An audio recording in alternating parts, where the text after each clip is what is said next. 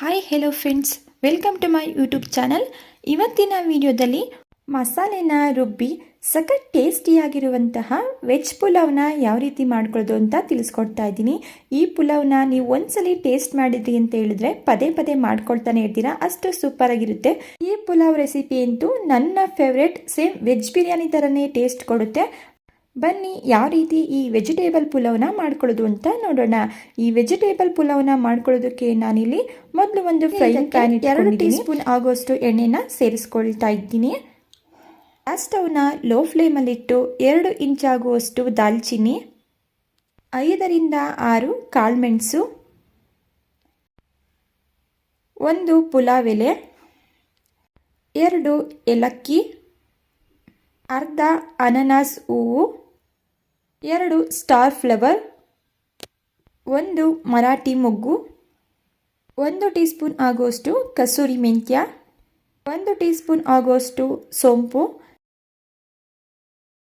2 ಗೆಡ್ಡೆಯಷ್ಟು ಬೆಳ್ಳುಳ್ಳಿ, 2 ಇಂಚಷ್ಟು ಶುಂಠಿ, ಖಾರಕ್ಕೆ 3 ಹಸಿಮೆಣಸಿನಕಾಯಿ. ಇಷ್ಟು ಪದಾರ್ಥಗಳನ್ನು ಸೇರಿಸಿ ಮೀಡಿಯಂ ಫ್ಲೇಮಲ್ಲಿ ಒಂದು 2 ರಿಂದ 3 ನಿಮಿಷಗಳ ಕಾಲ ಇದನ್ನು ಚೆನ್ನಾಗಿ ಫ್ರೈ ಮಾಡ್ಕೊಳ್ಳೋಣ.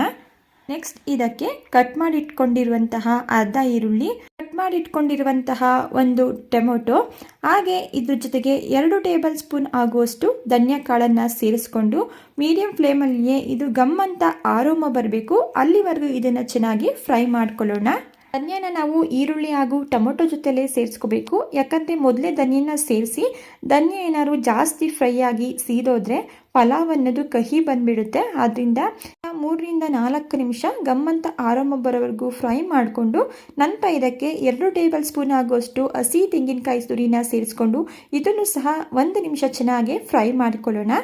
ಫ್ರೈ ಮಾಡ್ಕೊಂಡಿದ ನಂತರ ಗ್ಯಾಸ್ ಸ್ಟವ್ನ ಆಫ್ ಮಾಡಿಕೊಂಡು ಇದಕ್ಕೆ ಅರ್ಧ ಹಿಡಿಯಷ್ಟು ಕೊತ್ತಂಬರಿ ಸೊಪ್ಪು, ಅರ್ಧ ಹಿಡಿಯಷ್ಟು ಪುದೀನ ಸೊಪ್ಪನ್ನು ಸೇರಿಸಿ ಮಿಕ್ಸ್ ಮಾಡಿಕೊಂಡು ಇದನ್ನು ತಣ್ಣಗಾಗಲಿಕ್ಕೆ ಬಿಡೋಣ.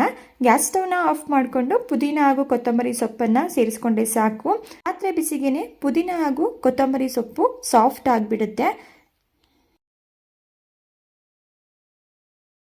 ಈಗ ಇದು ತಣ್ಣಗಾಗಿದ ನಂತರ ಒಂದು ಮಿಕ್ಸರ್ ಜಾರ್ಗೆ ಟ್ರಾನ್ಸ್ಫರ್ ಮಾಡಿಕೊಂಡು ನಂತರ ಇದನ್ನು ರುಬ್ಬಲಿಕ್ಕೆ ಅವಶ್ಯಕತೆ ಇರೋಷ್ಟು ನೀರನ್ನು ಸೇರಿಸಿ ಇದನ್ನು ನೈಸಾಗಿ ಪೇಸ್ಟ್ ಮಾಡ್ಕೊಳ್ತಾ ಇದ್ದೀನಿ. ಎಷ್ಟು ನೈಸಾಗಿ ಪೇಸ್ಟ್ ಮಾಡ್ಕೊಳ್ಳೋದಕ್ಕೆ ಸಾಧ್ಯನೋ ಅಷ್ಟು ನೈಸಾಗಿ ಇದನ್ನು ಪೇಸ್ಟ್ ಮಾಡ್ಕೋಬೇಕಾಗುತ್ತೆ. ನೀವಿಲ್ಲಿ ನೋಡ್ತಾ ಇರ್ಬೋದು, ಇಷ್ಟು ನೈಸಾಗಿ ನಾನು ಪೇಸ್ಟ್ ಮಾಡ್ಕೊಂಡಿದ್ದೀನಿ. ಈಗ ಇದನ್ನು ಪಕ್ಕಕ್ಕೆ ಇಟ್ಕೊಳ್ಳೋಣ. ನೆಕ್ಸ್ಟ್ ನಾನಿಲ್ಲಿ ಇವತ್ತು ಪುಲಾವ್ನ ಮಾಡೋದಕ್ಕೆ ಪಾತ್ರೆನ ಬಳಸ್ಕೊಳ್ತಾ ಇದ್ದೀನಿ. ನೀವು ಬೇಕಾದರೆ ಕುಕ್ಕರ್ನಲ್ಲಿ ಇದೇ ಪ್ರೋಸೆಸ್ನಲ್ಲಿ ವೆಜಿಟೇಬಲ್ ಪುಲಾವ್ನ ರೆಡಿ ಮಾಡ್ಕೋಬೋದು.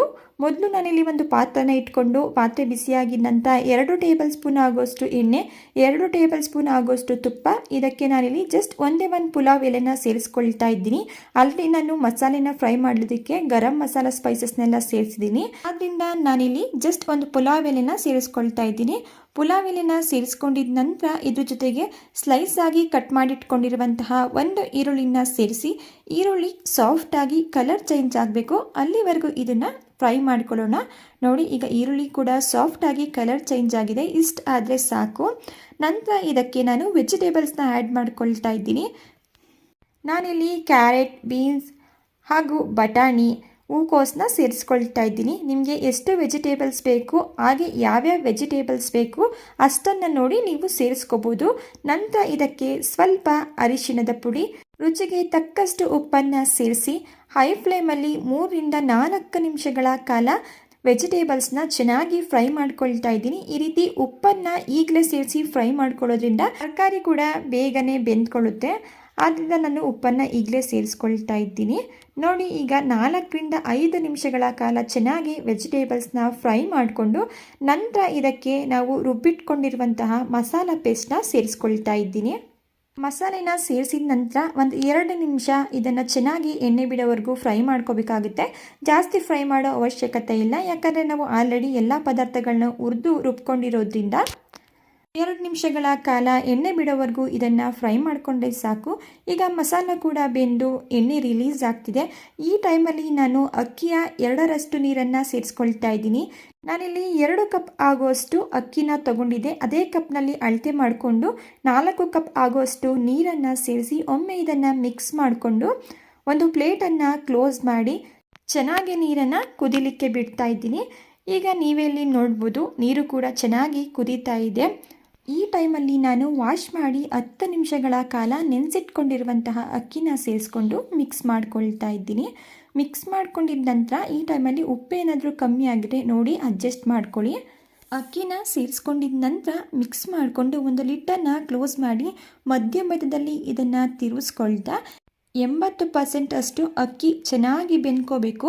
ಅಲ್ಲಿವರೆಗೂ ಇದನ್ನು ಮಧ್ಯದಲ್ಲಿ ತಿರುಗಿಸ್ಕೊಂಡು ಅಕ್ಕಿನ ನಾವಿಲ್ಲಿ ಬೇಯಿಸ್ಕೋಬೇಕಾಗುತ್ತೆ. ನಾನಿಲ್ಲಿ ಈಗ ಮಧ್ಯದಲ್ಲಿ ತಿರುಗಿಸ್ಕೊಳ್ತಾ 80% ಅಷ್ಟು ಅಕ್ಕಿ ಕುಕ್ ಆಗೋವರೆಗೂ ಇದನ್ನು ಬೇಯಿಸ್ಕೊಂಡಿದ್ದೀನಿ. ನೀವಿಲ್ಲಿ ನೋಡ್ತಾ ಇರ್ಬೋದು. ಈ ಟೈಮಲ್ಲಿ ನಾನು ಗ್ಯಾಸ್ ಸ್ಟವ್ ಮೇಲೆ ಒಂದು ತವಾನ ಇಟ್ಕೊಂಡಿದ್ದೀನಿ. ತವಾನ ಇಟ್ಟಿದ ನಂತರ ನಾವು 80% ಅಷ್ಟು ಕುಕ್ಕಾಗಿರುವಂತಹ ವೆಜ್ ಪುಲಾವ್ನ ಇಟ್ಟು ನಂತರ ಅದ್ರ ಮೇಲೆ ಒಂದು ಪ್ಲೇಟನ್ನು ಕ್ಲೋಸ್ ಮಾಡಿ 5 ನಿಮಿಷಗಳ ಕಾಲ ಹೈ ಫ್ಲೇಮಲ್ಲಿ ಹಾಗೆ 10 ನಿಮಿಷಗಳ ಕಾಲ ಲೋ ಫ್ಲೇಮಲ್ಲಿ ಇಟ್ಟು ನಂತರ ಗ್ಯಾಸ್ ಸ್ಟವ್ನ ಆಫ್ ಮಾಡಿಕೊಂಡು ಒಂದು 10ರಿಂದ 15 ನಿಮಿಷ ಬಿಟ್ಟು ನಾನಿಲ್ಲಿ ಪುಲಾವ್ನ ಓಪನ್ ಮಾಡ್ತಾ ಇದ್ದೀನಿ. ಈ ಪುಲಾವ್ ಪರಿಮಳ ಅಂತೂ ಮನೆ ತುಂಬ ಹಬ್ಬಿತ್ತು. ನಾವಿಲ್ಲಿ ಮಸಾಲೆನ ರುಬ್ಬಿ ಮಾಡಿರೋದ್ರಿಂದ ಮನೆಯೆಲ್ಲ ಘಮ ಅಂತ ಪರಿಮಳ ಬರ್ತಾ ಇರುತ್ತೆ. ಅಷ್ಟು ಸೂಪರಾಗಿ ಬಂದಿರುತ್ತೆ ಈ ಪುಲಾವ್ ರೆಸಿಪಿ. ಒಂದು ಸಲ ಮಿಸ್ ಮಾಡದೆ ಟ್ರೈ ಮಾಡಿ ನೋಡಿ. ಈಗ ರೆಡಿಯಾಗಿರುವಂತಹ ವೆಜಿಟೇಬಲ್ ಪುಲಾವ್ನ ನಾನಿಲ್ಲಿ ಮೊಸರು ಬಜ್ಜಿ ಜೊತೆ ಸರ್ವ್ ಮಾಡ್ಕೊಳ್ತಾ ಇದ್ದೀನಿ. ಟೇಸ್ಟಲ್ಲಿ ಯಾವುದೇ ರೀತಿಯ ಕಾಂಪ್ರಮೈಸ್ ಇರೋದಿಲ್ಲ, ಅಷ್ಟು ಸೂಪರಾಗಿರುತ್ತೆ. ಒಂದು ಸಲ ಮಿಸ್ ಮಾಡದೆ ಈ ಪುಲಾವ್ ರೆಸಿಪಿನ ಟ್ರೈ ಮಾಡಿ ನೋಡಿ. ಓಕೆ ಫ್ರೆಂಡ್ಸ್, ಇವತ್ತಿನ ಪುಲಾವ್ ರೆಸಿಪಿ ನಿಮಗೆ ಇಷ್ಟ ಆಗಿದೆ ಅಂತ ಭಾವಿಸ್ತಾ ಇದ್ದೀನಿ. ಇಷ್ಟ ಆಗಿದ್ದರೆ ರೆಸಿಪಿಗೆ ಲೈಕ್ ಮಾಡಿ, ಚಾನಲ್ನ ಸಬ್ಸ್ಕ್ರೈಬ್ ಮಾಡ್ಕೊಳ್ಳಿ.